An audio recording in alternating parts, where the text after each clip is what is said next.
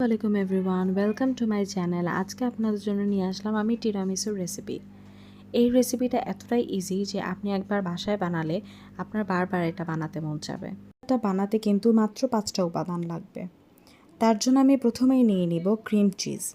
যে কোনো ব্র্যান্ডের ক্রিম চিজটা আপনি পারচেস করতে পারবেন।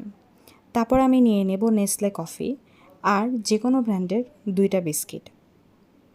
তারপর নিয়ে নিব আমি একটা কোকো পাউডার আর একটা হুইপ ক্রিম। আপনি এগুলো কিন্তু স্বপ্ন আগরে এসব জায়গা থেকেও কিন্তু পারচেস করতে পারবেন। প্রথমে আমি বলে পাউডার হুইপ ক্রিমটা নিয়ে নিলাম।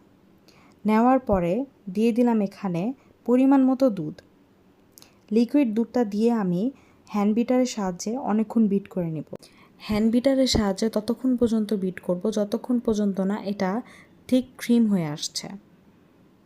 হুইপ ক্রিমটা যখন একদম ক্রিমের মতো হয়ে গেছে, যখন ঠিক হয়ে গেল, তখন আমি এখানে দিয়ে দিব ক্রিম চিজটা। ক্রিম চিজ দেওয়ার পরেও অনেকক্ষণ আমি হাতের সাহায্যেই বিট করে নিলাম। আমি সেটাকে সাজানোর পালা। তার জন্য প্রথমেই নিয়ে নিলাম আমি বিস্কিট আর একটা বাটিতে অল্প পানিতে আমি নেসলে কফিটা কিন্তু মিশিয়ে নিলাম। তারপর প্রত্যেকটা বিস্কিট নিয়ে নেসলে কফির মধ্যে ডিপ করে আমি বাটিতে সাজিয়ে নিচ্ছিলাম। যখন সবগুলি সাজানো হয়ে গেল, প্রথম লেয়ারটা আমার রেডি হয়ে গেল। প্রথম লেয়ারের পরে আমি দিলাম আমার বানানো ক্রিমটা।